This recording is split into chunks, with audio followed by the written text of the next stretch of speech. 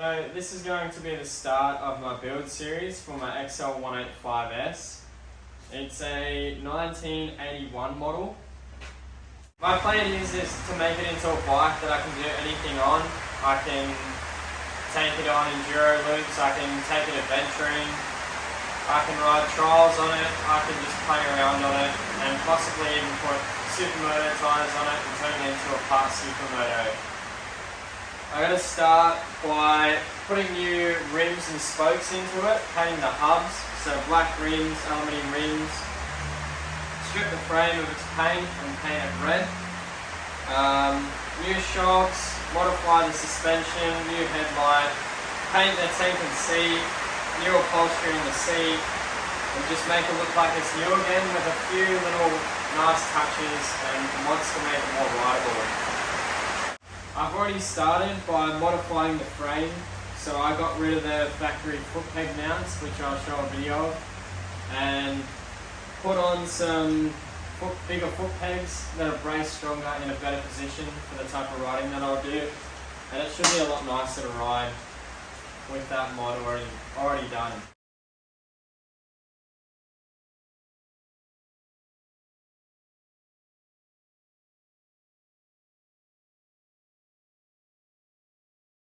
So now I'm going to start stripping everything down and stripping the paint and getting it paint prepped.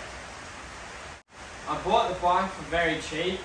As a basket case, the engine was blown up and the frame had a few defects in it which I had to fix. So it worked out to be a nice little project, and it should be good for you guys to watch along too. So enjoy.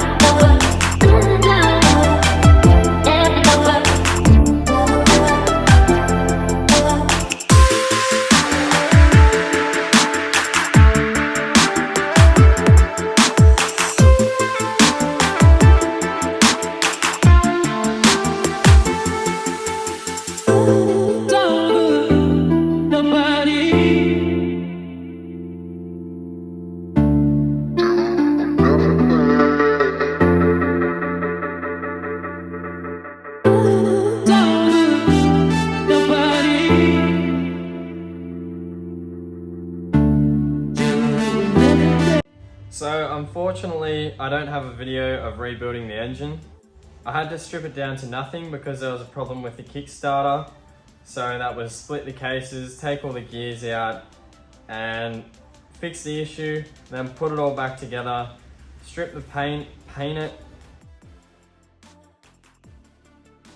and then new clutch plates. I modified the clutch arms so the clutch is a bit lighter, and then rebore from 185cc to 200cc. So that's an XR200 high compression precision piston, and then a different head because the timing was off in the engine, and a valve hit the piston and bent the valve, damaged the piston, and then damaged the head, so it wasn't reusable. So I upgraded the head. So the head is a roller bearing cam setup. So the cam rolls more freely as it turns with the cam chain. So this is This provides a quicker response. It also has bigger valves, so it has a 31mm inlet valve and a 26mm exhaust valve. Stock is 26mm inlet and 22mm exhaust. The cam I got from Belt online. I got it separately to the head. It's a company in the UK just on eBay, so it's a high performance cam, higher lift and more performance, as well as the head with the bigger valves and the roller bearing cam provides a lot more performance, as well as the high compression piston with the oversize. As you can see as well, I've flattened out the clutch arm a little bit, so it's a bit lighter as you pull the clutch in, and it provides more of a grab point for low speed riding. I've also ported the head, so the inlet manifolds all match up into the head for more flow, as well as a 26mm D-slide carby or flat slide.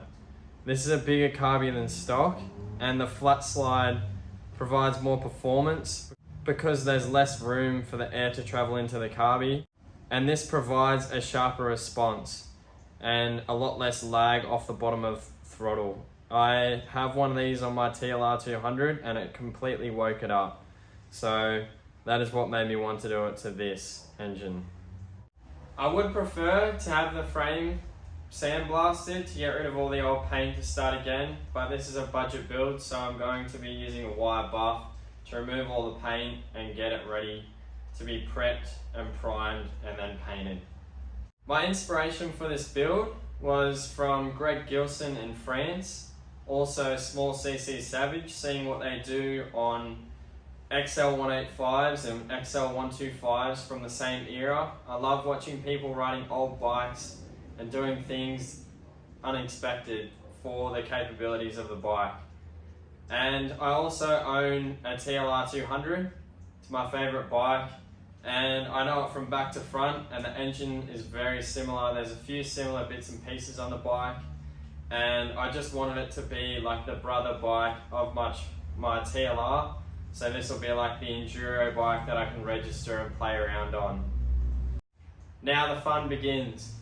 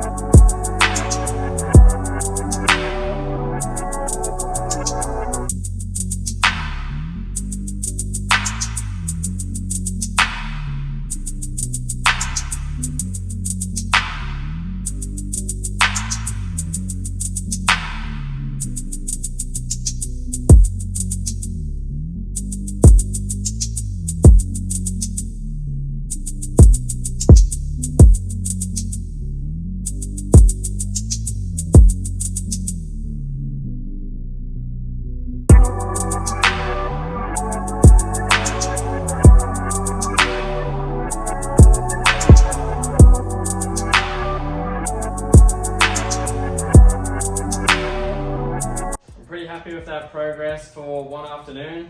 I've got the bike completely stripped, and now one side of the bike is stripped of paint as well. So be back soon to do the other half and then get ready for paint prep.